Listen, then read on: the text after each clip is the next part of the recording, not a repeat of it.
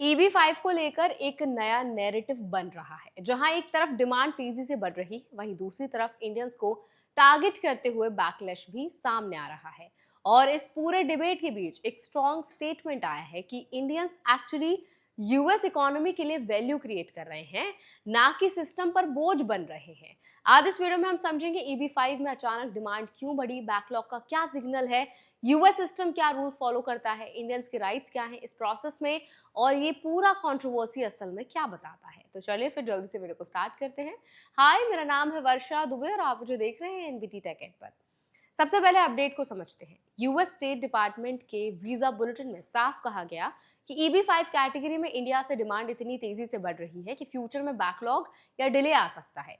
इसका मतलब ये है कि एप्लीकेशंस की संख्या एनुअल लिमिट के करीब पहुंच रही है, और अगर ये ट्रेंड जारी रहा तो फाइनल एक्शन डेट पीछे जा सकती है या कैटेगरी टेम्पररी अनअवेलेबल भी हो सकती है। अब यहाँ ही समझना जरूरी है कि EB5 सिस्टम का बेसिक रूल क्या कहता है। इस वीजा कैटेगरी में इन्वेस्टर को यूएस में इन्वेस्टमेंट करना होता है और जॉब्स क्रिएट करनी होती हैं, तभी उसे ग्रीन कार्ड का रास्ता मिलता है। यानी ये सिर्फ इमिग्रेशन रूट नहीं है, बल्कि इन्वेस्टमेंट बेस्ड प्रोग्राम है जिसमें कैपिटल और एम्प्लॉयमेंट दोनों कंट्रीब्यूट करना पड़ता है। इसी कॉन्टेक्स्ट में डिबेट शुरू हुई। कुछ यूएस बिजनेस वॉइसेस ने ये कंसर्न उठाया कि employment based green card system पर एक कंट्री का प्रेशर बढ़ रहा है।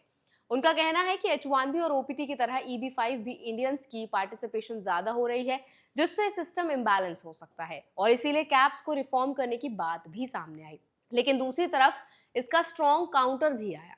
इंडियन ओरिजिन टेक एंटरप्रेन्योर विजय तिरुमलाई ने इस नैरेटिव को चैलेंज किया और कहा कि इंडियंस इस सिस्टम का मिसयूज नहीं कर रहे, बल्कि एक्टिवली कंट्रीब्यूट कर रहे हैं। उनका साफ कहना है कि EB5 इन्वेस्टर्स यूएस इकोनॉमी में इन्वेस्टमेंट कर रहे हैं, टैक्सेस दे रहे हैं और जॉब्स क्रिएट कर रहे हैं। ऐसे में उन्हें टारगेट करना सही अप्रोच नहीं है। यहाँ एक इम्पॉर्टेंट फैक्ट ये है कि EB5 में इन्वेस्टर्स को करीब $8 लाख तक इन्वेस्ट करना होता है।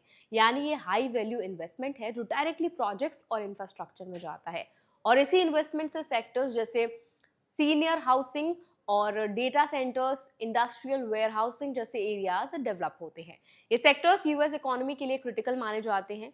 तिरुमलाई का ये कहना है कि अगर इंडियन इन्वेस्टर्स की डिमांड ना हो तो EB5 प्रोजेक्ट्स का बड़ा हिस्सा पूरी तरह फंड नहीं हो पाएगा।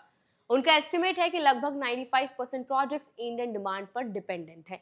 यानी ये सिर्फ इंडिविजुअल बेनिफिट का मामला नहीं है, बल्कि ब्रॉडर इकोनॉमिक इकोसिस्टम इससे जुड़ा हुआ है।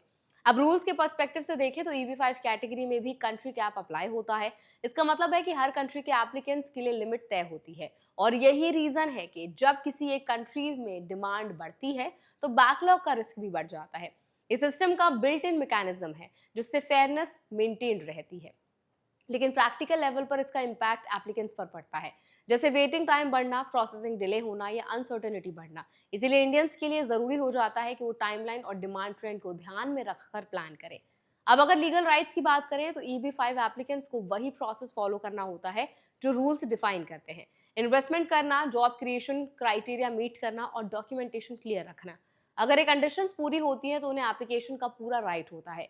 किसी भी तरह का बायस या डिस्क्रिमिनेशन लीगली एक्सेप्टेबल नहीं होता।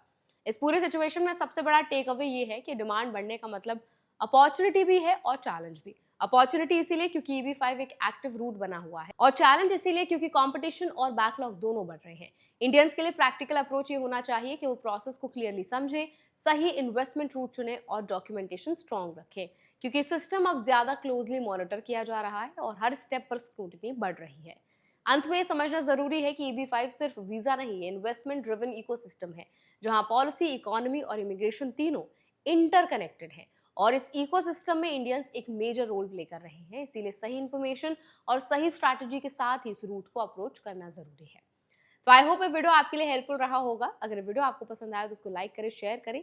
ऐसे और वीडियोस के लिए, अपडेट्स के लिए हमारे चैनल एनबीटी टेक एड को भी जरूर सब्सक्राइब करें।